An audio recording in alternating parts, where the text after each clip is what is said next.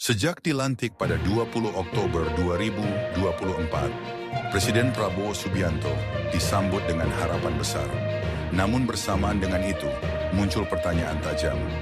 Benarkah Prabowo berkuasa tapi tidak leluasa? Secara konstitusional, Prabowo adalah kepala negara dan kepala pemerintahan. Tapi realitasnya, publik melihat paradoks. Prabowo tampak dibatasi, langkahnya tidak bebas, seolah kekuasaan harus lebih dulu diizinkan oleh kekuatan lain. Indikasinya nyata. Pertama, hak prerogatif presiden dalam menyusun kabinet diduga dibajak. Banyak pihak menilai mantan Presiden Jokowi masih ikut campur dalam menentukan menteri demi mengamankan kepentingannya sendiri. Kedua, janji membentuk Zakon Kabinet atau kabinet profesional gagal total. Yang terbentuk justru kabinet kompromi, gemuk, politis, dan penuh bagi-bagi kekuasaan. Ketiga, mayoritas wajah di kabinet adalah orang-orang lama era Jokowi. Bahkan beberapa terseret isu korupsi, tapi tetap dipertahankan. Loyalitas mereka pada Prabowo pun diragukan. Keempat, Prabowo diam atas isu-isu besar. Dari akun Fufu Fafa, dugaan ijazah palsu Jokowi, laporan OCCRP, hingga geng Solo yang masih bercokol.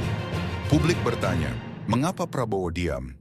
Banyak yang percaya bahwa kemenangan Prabowo di Pilpres 2024 datang dengan harga mahal.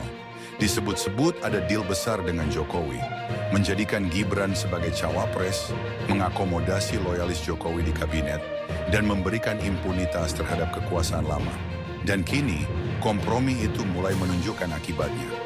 Tuntutan hukum pada Jokowi tak berjalan, pemakzulan Gibran terhenti, dan isu-isu sensitif tak tersentuh. Jokowi seolah tak lagi di istana, tapi pengaruhnya tak pernah benar-benar pergi. Ia masih memegang remote control kekuasaan. Lantas, apakah ini memang harga yang harus dibayar Prabowo untuk menjadi presiden?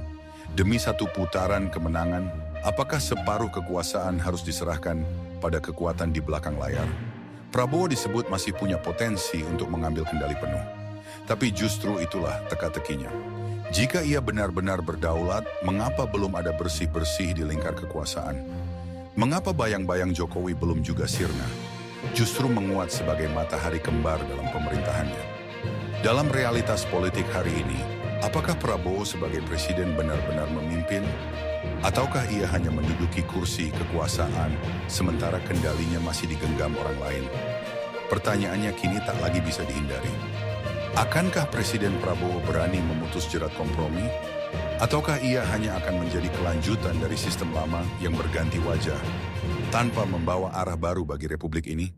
Kalau kamu suka konten yang kritis, tajam, dan investigatif mengulas fakta dengan jelas, jangan lupa tulis pendapat kalian di kolom komentar, like, share, dan subscribe sekarang juga sebagai bentuk dukungan kepada channel ini, agar dapat terus tumbuh menyampaikan sikap kritis publik untuk Indonesia menjadi lebih baik. Terima kasih telah menyimak. Sampai jumpa di video berikutnya.